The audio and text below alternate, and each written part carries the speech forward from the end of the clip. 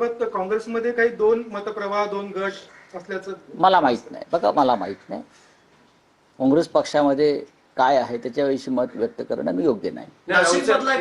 एक विषय असा होता की पार्थ पवार आज आपली नवी राजकीय वाटचाल सुरू करता आहेत. ते संसदेत खासदारकीची शपथ घेत आहेत. तुम्ही ज्येष्ठ नेते आहात, तुम्ही इतका वर्ष संसद बघितलेली आहे. काय तुम्ही त्यांना सल्ला द्याल? कारण अलीकडच्या काळात शुभेच्छांपेक्षा त्यांच्यावर टीका जास्त होते आणि घरातून टीका जास्त. कोणी तरुण कार्यकर्ता संसदीय कार्यप्रणालीमध्ये सहभागी होणार असेल नव्यानं, तर त्यांना शुभेच्छा द्यायला पाहिजे. त्यांच्या घरामध्ये एक आदर्श उदाहरण आहे.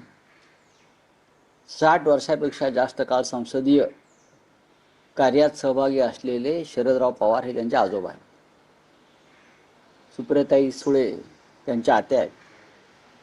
स्वतः त्यांचे वडील अजितदादा पवार यांनी संसदीय कामकाजामध्ये अनेक वर्ष प्रभावीपणे काम केलं. त्या मार्गावरून जर त्यांनी जाण्याचा प्रयत्न केला तर ते नक्कीच एक चांगले संसदीय कार्यपटू होतील.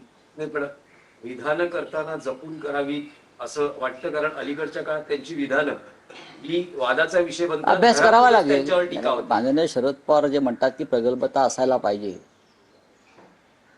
आपण तरुण आहात, आपण आपल्या आजोबांकडून या संदर्भातले काही धडे घ्यायला पाहिजे, नक्कीच घ्यायला पाहिजे. आणि आपल्या वडिलांनी जे काम करून ठेवलेलं आहे या क्षेत्रात संसदीय कार्यामध्ये, त्याचा इतिहास चालला पाहिजे. अजितदादांच्या बाबत आदर आणि सहानुभूतीमुळे राष्ट्रवादीकडनं विनवणी केली जाते अन्य पक्षांना, मात्र त्यांच्या पक्षांकडनं बॅनरवरनं अजितदादांचा फोटो गायब होण्याचे प्रकार ते त्यांच्या विषयात हिंदी में बोले. बहुराष्ट्रीय कंपन्यांमध्ये हिंदू तरुणांवर अत्याचार करून धर्मांतराचं प्रकरण उघडकीला येत आहे. खरात बाबा काय मुसलमान होता का?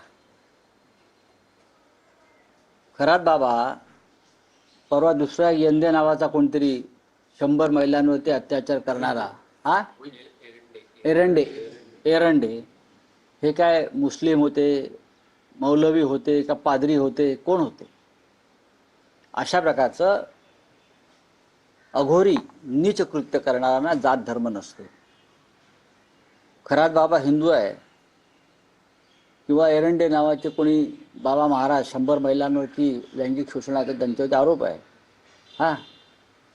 त्यांची नावं हिंदू आहेत म्हणून तुम्ही त्यांच्या बाबतीत हिंदुत्ववादी संघटना ह्या नरमाईची भूमिका घेणार आणि इतर धर्माचे कोणी सापडल्यावरती रस्त्यावर येणार, हे चालणार नाही. भाजपचं सरकार असताना भाजपचे नेते म्हणतात कॉर्पोरेट लव्ह जिहाद आहे. नाही, लव्ह जिहाद हा शब्द जो आहे हा सगळ्यांना लागू पडतो.